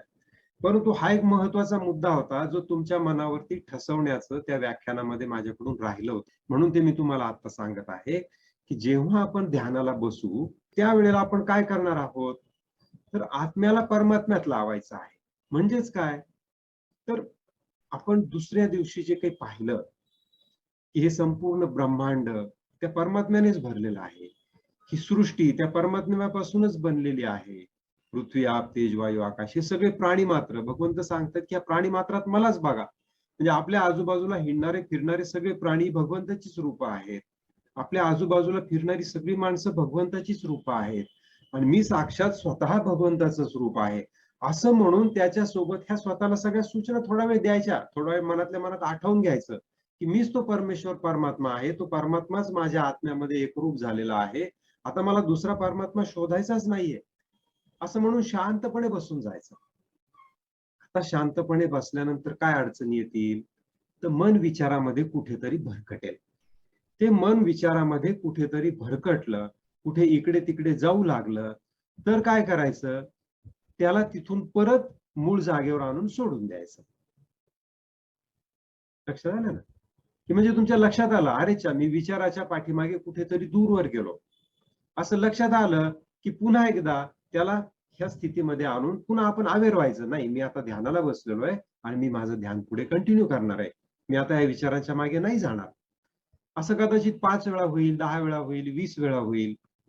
तुमचं मन चंचल आहे असं भगवंतांनी शेवट सांगितलं. ते धावेल कुठेतरी. तरी त्याला काय करायचं? पुन्हा मध्ये आणून सोडायचं.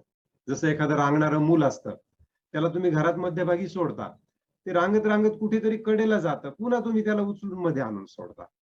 जेव्हा तुमच्या असं लक्षात येईल, की मन हे विचारामध्ये गुंतलं आणि कुठेतरी दूर निघून गेलं, की पुन्हा त्याला मध्ये आणून सोडायचं. त्याला सांगायचं, की मीच तो परमात्मा आहे. आणि आता माझी परमात्म्यासोबत अपॉइंटमेंट आहे. आता मला जरा त्याच्यासोबत बसू दे. मला त्याच्यासोबत जरा एकरूप होऊ दे. आता तू मला इकडे-तिकडे घेऊन जाऊ नकोस. सगळ्या गोष्टी दुय्यम आहेत.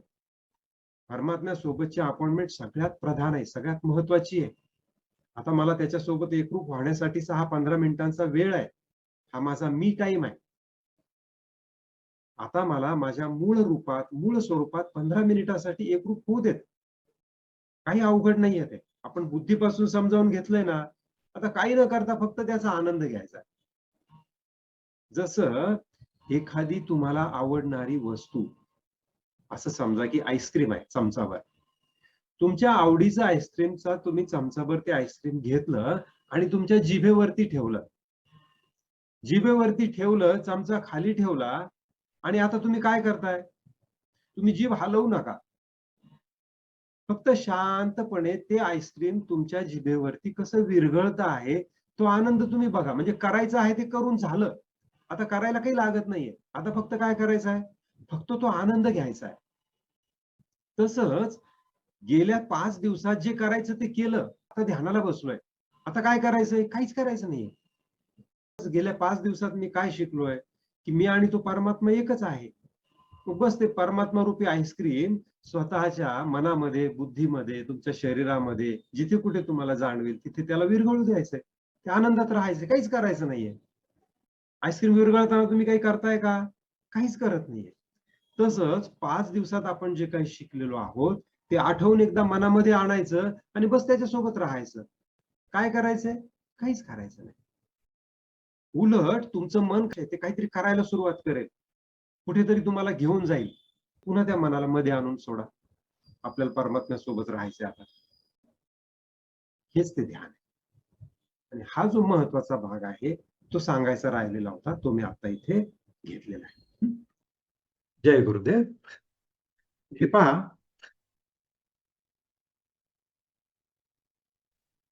आत्म्याला परमात्म्यात लावणे ही एक किल्ली आणि दुसरी किल्ली काय होती? की आपल्या मनामध्ये जे विचार येतात, ध्यायते विषयान पुंसः, काल पाहिलेली किल्ली. म्हणजे विचार येतील आणि ते तुम्हाला दूर घेऊन जाण्याचा प्रयत्न करतील. तर अशा वेळेला आपण साक्षी भावाने सावध राहायचं.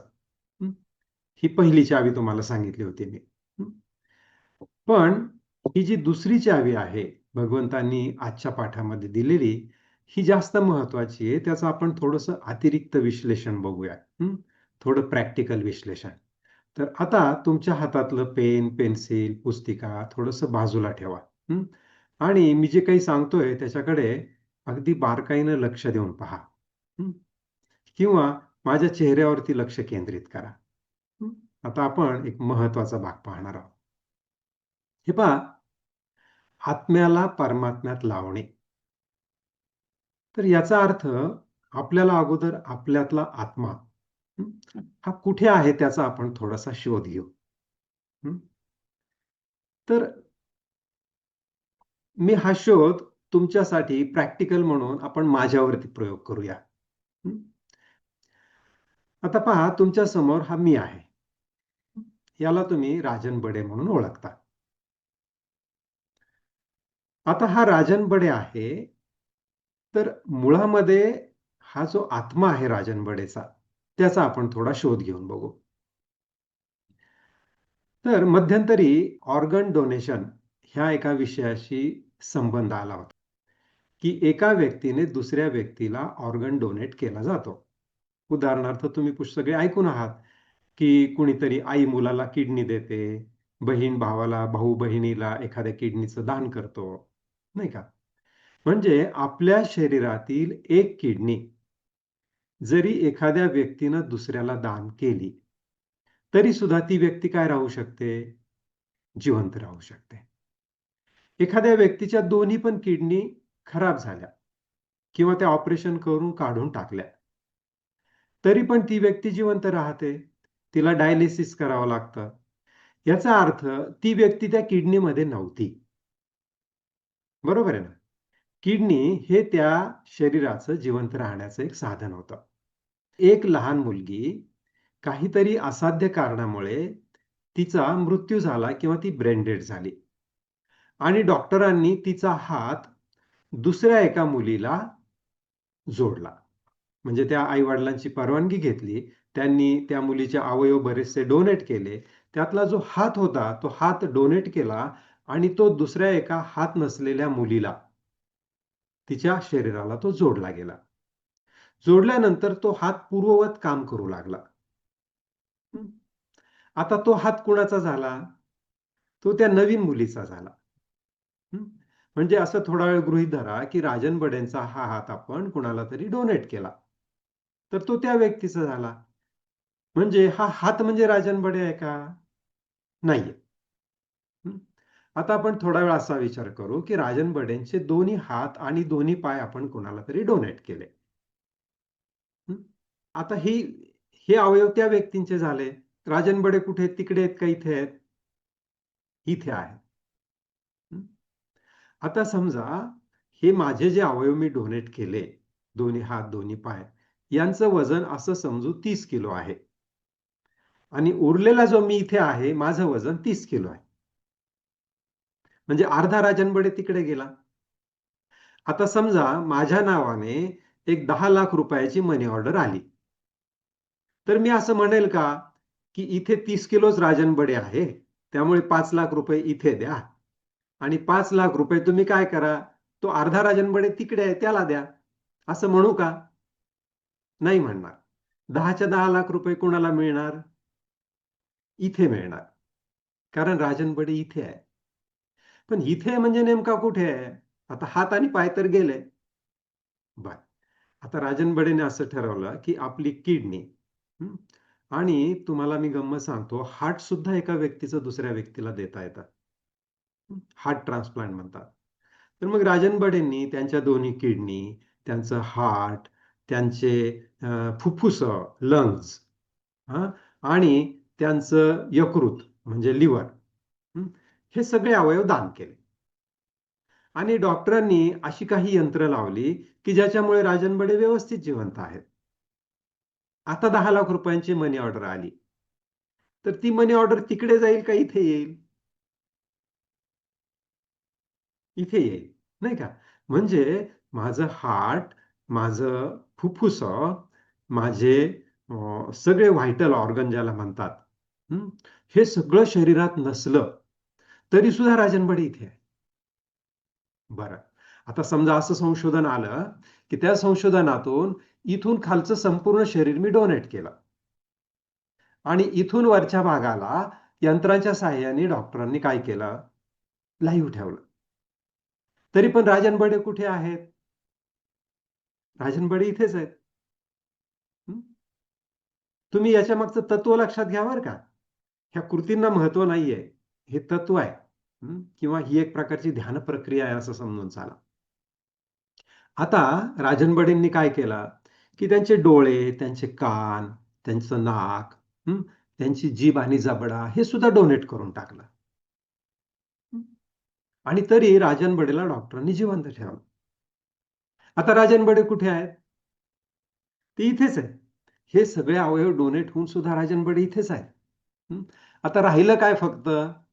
ही कवटी राहिली डोक्याची आणि त्याच्यामधला मेंदू राहिला.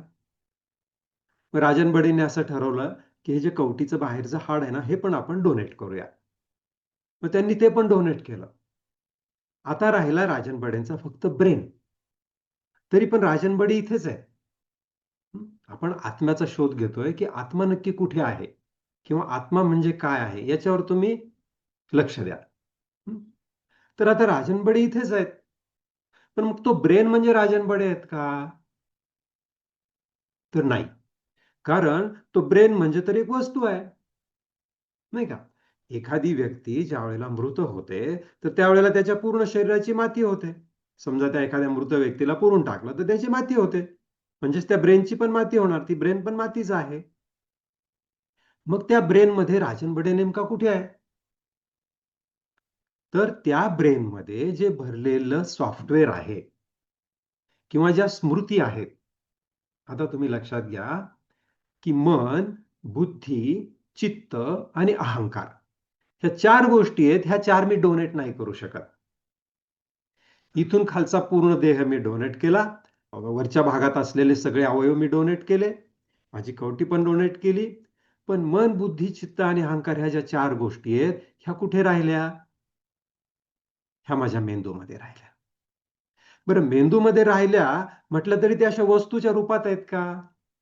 तर नाही, त्या सॉफ्टवेअरच्या रूपात आहेत. जसं तुमच्या मोबाईलमध्ये एक सॉफ्टवेअर असतं. तुमच्या कम्प्युटरमध्ये एक सॉफ्टवेअर असतं. ते डोळ्याला दिसतं का? नाही दिसत. तसंच माणसाच्या मेंदूमधील मन, बुद्धी, चित्त, अहंकार हे काल्पनिक कार्य आहे.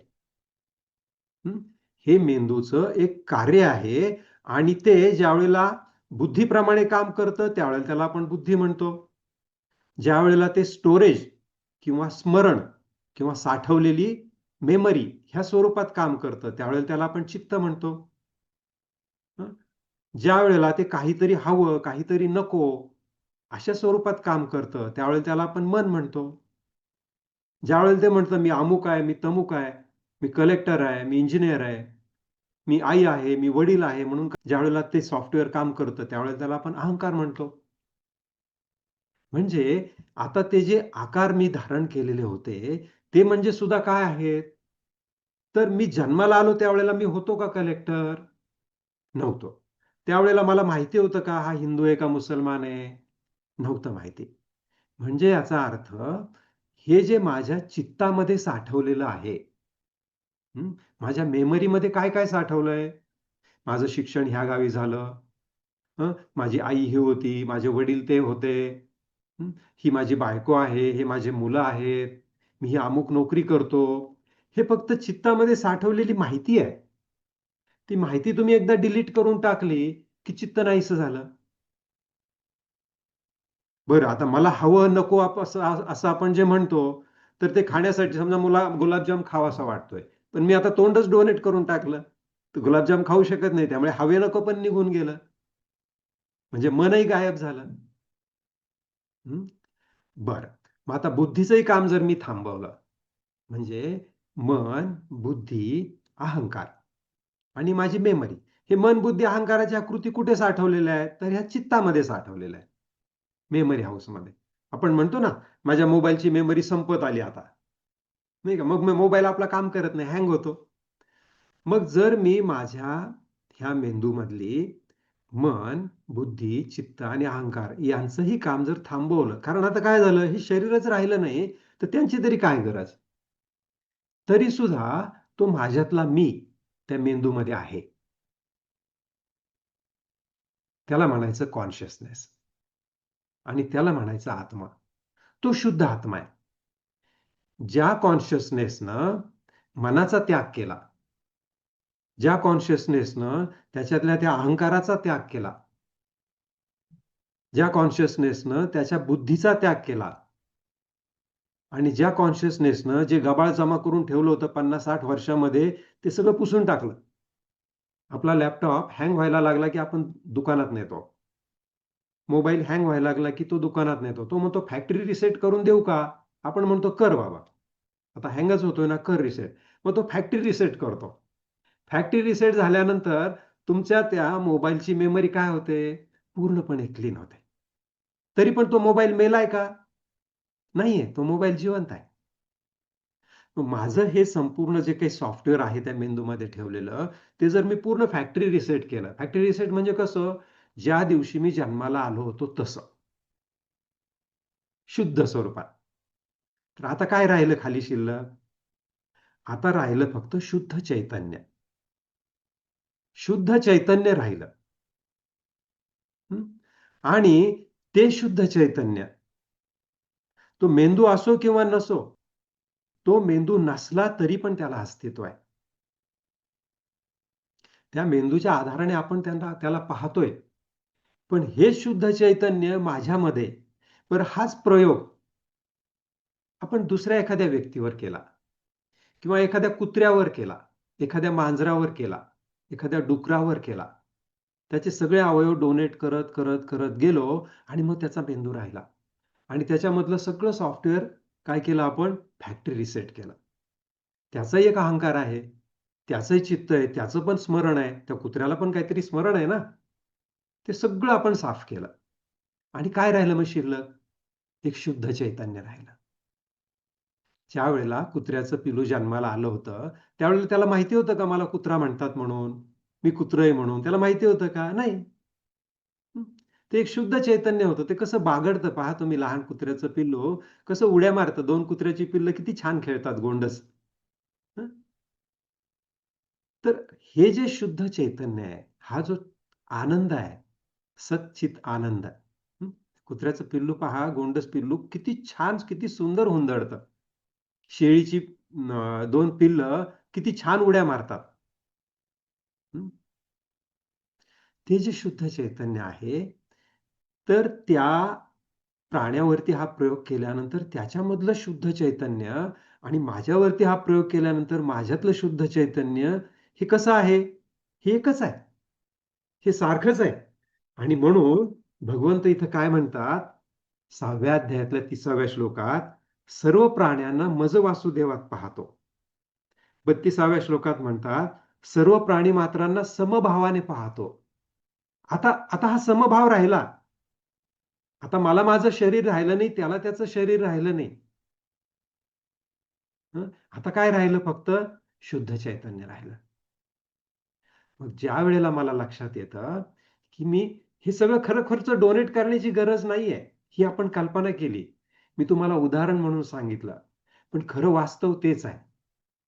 खरं वास्तव हे आहे, की हा जो मी तुमच्या समोर बसलेला आहे, तो म्हणजे मी नाहीये. माझ्या मेंदूमधला मन, बुद्धी, चित्त आणि अहंकार, ज्याला अंतःकरण चातुष्य म्हटलं जातं, ते म्हणजे मी नाही आहे. तर त्याच्या पाठीमागे त्याला प्रकाशित करणारं, त्या मन, बुद्धी, चित्त आणि अहंकाराचा अनुभव घेणारं जे चैतन्य आहे, ते शुद्ध चैतन्य मी आहे. मग भगवंत इथे काय सांगतात, की आत्म्याला परमात्म्यात लाव. म्हणजे तुझ्यातलं ते शुद्ध चैतन्य तू जागं कर. तू असं पहा, की तू ते शुद्ध चैतन्य आहेस. आणि तेच शुद्ध चैतन्य ह्या संपूर्ण विश्वामध्ये भरून राहिलेलं आहे. ते विश्वात कुठेतरी एखाद्या ठिकाणी नाहीये. ह्या विश्वामध्ये, पूर्ण ब्रह्मांडामध्ये हे जे चैतन्य भरून राहिलेलं आहे, त्यालाच परब्रह्म म्हणतात. त्यालाच परमात्मा म्हणतात. त्यालाच परमेश्वर म्हणतात. आणि ते शुद्ध चैतन्य ज्यावेळेला आपल्यामध्ये अवतरित होतं, आपल्यामध्ये अवतरित झाल्यानंतर ज्यावेळेला ते आयुष्यभरातल्या पुढे जाणाऱ्या वर्षागणिक कुसंस्कारित होतं, त्यावेळेला त्याला आपण जीव म्हणतो. त्यावेळेला त्याला आपण मी म्हणतो. कारण काय झालंय? ते ह्या विश्वातल्या अनेक घटनांनी कुसंस्कारित झालं. परंतु अध्यात्माच्या सहवासात येऊन, सत्पुरुषांच्या सत्संगात येऊन, हं, सत्य ज्ञानाच्या सहवासात येऊन ते कुसंस्कार पुसून टाकायचे आणि आपल्यातला हा जो शुद्ध मी आहे त्याचा अनुभव घ्यायचा आणि त्याच्यासाठी बुद्धीचा उपयोग करायचा. अर्जुनाच्या रथाचा सारथी स्वतः भगवंत आहे आणि सारथ्याला आपण आपल्या उदाहरणामध्ये बुद्धीचं रूप दिलंय. तर आपली ही बुद्धी परमात्म स्वरूप करायची.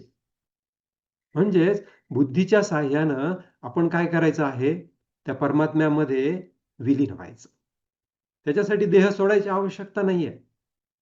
एकदा बुद्धीच्या साहाय्यानं तुम्ही या स्थितीमध्ये आलात ना, तर तुम्हाला त्या कुत्र्याचा आत्मा आणि तुमचा आत्मा एकच वाटेल. कारण तुम्हाला माहिती आहे, की तो कुत्रा आत्ता जो वागतोय तो त्याच्यावरच्या गेल्या 5-7 वर्षातल्या संस्कारामुळे आहे.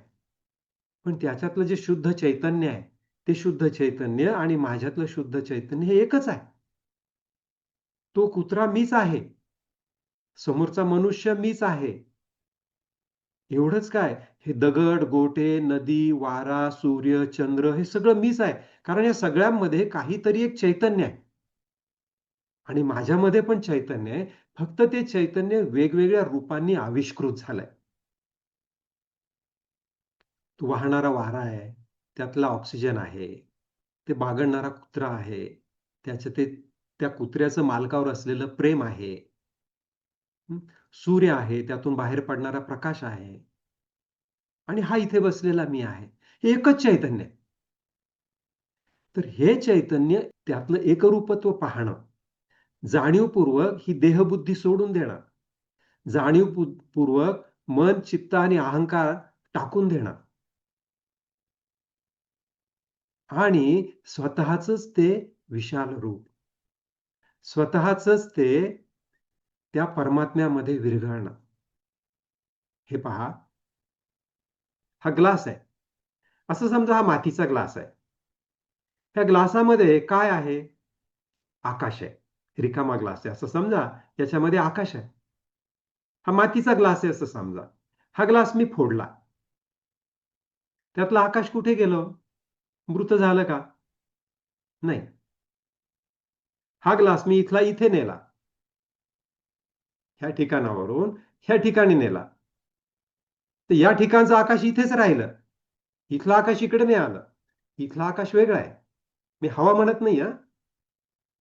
कदाचित ग्लास सोबत हवा इकडे आली असेल, पण अवकाश, जागा, स्पेस, ती स्पेस इथेच राहणार आहे. म्हणजे हा ग्लास इथे असला काय आणि इथे असला काय, त्यानं दुसरी स्पेस धारण केली. ज्या वेळेला हा मातीचा ग्लास फोडून टाकला किंवा फुटला, त्यावेळेला ती स्पेस काय आहे? ती तिथेच आहे. ती स्पेस कुठे नाही गेली. ती स्पेस ह्या अनंत स्पेसचा एक अविभाज्य भाग आहे. तुमच्यामधलं जे चैतन्य आहे ते ह्या विराट चैतन्याचा भाग आहे. हे मडकं फोडून टाकलं तरी तो त्या फुटलेल्या ग्लास मधला स्पेस जसा ह्या आकाशाचा भाग आहे, मी ह्या खोलीत बसलोय, ही खोली पाडून टाकली तरी हा स्पेस कुठे जाणार नाहीये. हा स्पेस मुळातच त्या अनंत स्पेसचा भागच आहे. फक्त आपण काय म्हणतो, ही खोली आहे आणि हा स्पेस ह्या खोलीचा स्पेस आहे. हा आपला गैरसमज आहे. हे घर पाडून टाकल्यानंतर आपल्या लक्षात येतं, अरेच्या तो स्पेस तर तिथेच आहे. ते अवकाश तर तिथेच आहे आणि ते अवकाश महाअवकाशाच्या, महद अवकाशाचा भाग आहे. तसंच माझ्यातलं चैतन्य ह्या महत चैतन्याचा एक भागच आहे. मग आत्म्याला परमात्म्यात लावणं म्हणजे काय? तर माझ्यातलं चैतन्य आणि हे जे परमचैतन्य आहे, ते एकच आहे ह्या अनुभूतीमध्ये स्थिर होणं. भगवंत सांगतात, ध्यानाला बस. म्हणजे काय कर? आत्म्याला परमात्म्यात लाव. याच्या खाली मी ज्या तुम्हाला खुणा करायला सांगितल्या होत्या, त्याचा अर्थ हा आहे. भगवंतांनी किती ठिकाणी सांगितलंय? तुम्ही मोजलंय. कुणी सांगितलंय 5 ठिकाणी सांगितलंय, कुणी लिहिलंय 7 ठिकाणी, कुणी 8 ठिकाणी, एकांनी सांगितलं 13 ठिकाणी. तर तुम्ही त्या वाक्याचा अर्थ कसा लावता त्याच्यावरती आहे. ते दुय्यम आहे. पण लक्षात घ्या, की पुन्हा पुन्हा भगवंतांनी हे ज्यावेळेला सांगितलं, त्यावेळेला त्यांना आपण ध्यान करा किंवा आपण समाधी अभ्यास करा, हे जे भगवंत सांगतायत, तर त्याचा अर्थ काय आहे? आत्म्याला परमात्म्यात लावणं, ह्या किल्लीचा अर्थ हा आहे की हे सगळं टाकून द्या. 15 मिनिटासाठी, 20 मिनिटासाठी डोळे बंद करून बसा. भगवंतांनी सांगितलंय कसं बसायचं, काय करायचं वगैरे. पण त्यातला हा पुढचा भाग महत्वाचा आहे, की एकदा बसल्यानंतर, एकदा स्थिर झाल्यानंतर काय करायचं आहे? मनातल्या विचारांचा पाठलाग थांबवायचा आहे. मनातल्या विचारांना एंटरटेन करणं थांबवायचंय. नवीन विचार निर्माण करणे ते पण करायचं नाहीये. थांबवायचं म्हणजे आपण करणं थांबवायचंय काहीतरी. एकतर मनात विचार येतात, आलेल्या विचारांना आपण थांबवून धरतो किंवा विचारांच्या पाठीमागे जातो. 3च कृती असतात. ह्या 3 कृती करायचं थांबलं. येणाऱ्या विचारांना विरोध नाही करायचा, आलेल्या विचारांना धरून नाही बसायचं, जाणाऱ्या विचाराच्या मागे नाही जायचं. म्हणजे तुम्ही विचारांपासून मुक्त झाले. मग तुम्ही हळूहळू काय होईल, की शरीर पण सुन्न पडेल. अचल बसल्यानंतर, स्थिर बसल्यानंतर शरीर पण सुन्न पडेल. म्हणजे शरीरापासून पण मुक्त झाले. आणि विचारापासून मुक्त झाल्यामुळे चित्तापासून पण मुक्त झाले. अहंकार त्याच्यापासून पण मुक्त झाले. हा जो संस्कार आपण गेले 6 दिवस तुमच्यावरती केलाय ज्ञानाचा, ह्या गीतेने भगवंतांनी जो आपल्यावरती संस्कार केलाय, त्याच्यामुळं मन, चित्त, अहंकार ह्याच्यापासून आपण मुक्त झालो. आता राहिली फक्त बुद्धी, आणि ती पण कृष्णरूप झालीये. राहू द्या ना कृष्णाला आपल्यासोबत. कृष्णरूप बुद्धी राहायला काही हरकत नाही. कारण ती राजनबडेची बुद्धी म्हणून नाहीये. अहो साक्षात कृष्ण आहे तिथे. मग त्या कृष्णरूप बुद्धीसोबत राहून आपल्यातला चैतन्याला वैश्विक चैतन्यासोबत एकरूप करायचं. प्रक्रिया तुमच्या लक्षात आली? खूप सोपी प्रक्रिया आहे. बस फक्त त्या चैतन्यात राहणे, भगवंतासोबत राहणे, भगवंताच्या प्रेमाचा अनुभव करणे म्हणजे ध्यान आहे. तर ह्याच ध्यानाची आपण उद्या प्रॅक्टिस करणार आहोत. तर ही प्रॅक्टिस करण्यासाठी म्हणून उद्या ज्या वेळेला आपण वर्गात येऊ, उद्या आपण प्रत्यक्षात ध्यान करू. तर हे ध्यान करण्यासाठी उद्या तुम्हाला काही नियम पाळायचे आहेत. उद्या तुम्ही वर्गात बसताना खुर्चीवर बसू शकता. पण खुर्चीला पाठ असली पाहिजे.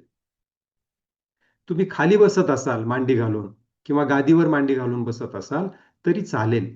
पण गादीवर किंवा जमिनीवर बसताना भिंतीच्या कडेला टेकून बसता येईल अशी व्यवस्था करा. तुमचा मोबाईल ठेवण्यासाठी थोडा उंचावरती ठेवण्यासाठी काहीतरी व्यवस्था करा. घरातला एखादा उंच डब्बा असतो, तर तो डब्बा घेऊन त्याच्यावरती मोबाईल असा व्यवस्थित ठेवा. आणि सगळ्यात महत्वाचं म्हणजे तुम्हाला भूक लागलेली असली पाहिजे. त्यावेळेला तुम्ही थकलेले असले पाहिजे. थकलेले म्हणजे दिवसभरातल्या कामांनी आपोआपच थकता, आणि तुम्हाला भूक असली पाहिजे. हे झालं की आता मी जे तुम्हाला विवरण केलं त्या ध्यानाचा आपण अनुभव घेणार आहोत. तर आता आपण इथे थांबूया. उद्या येताना 7वा अध्याय पण वाचून यायचा आहे. त्यानंतर तुम्हाला काही गृहपाठ दिला जाईल, तो पण त्याप्रमाणे दिलेल्या सूचनांप्रमाणे गृहपाठ पण करायचा आहे. जय गुरुदेव. प्रार्थना करूया.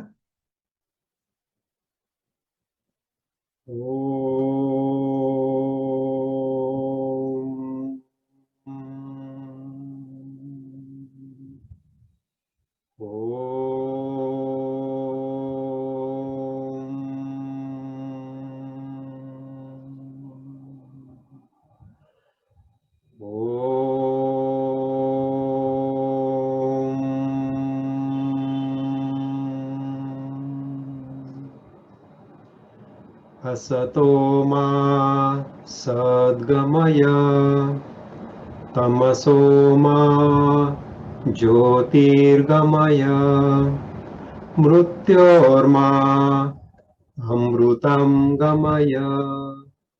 ओम शांति शांति शांतिः. हरिः ओम. श्री गुरुभ्यो नमः. हरिः ओम. ओम श्री विश्वेश्वराय नमः. ओम श्री ऋषि प्रभाकराय नमः.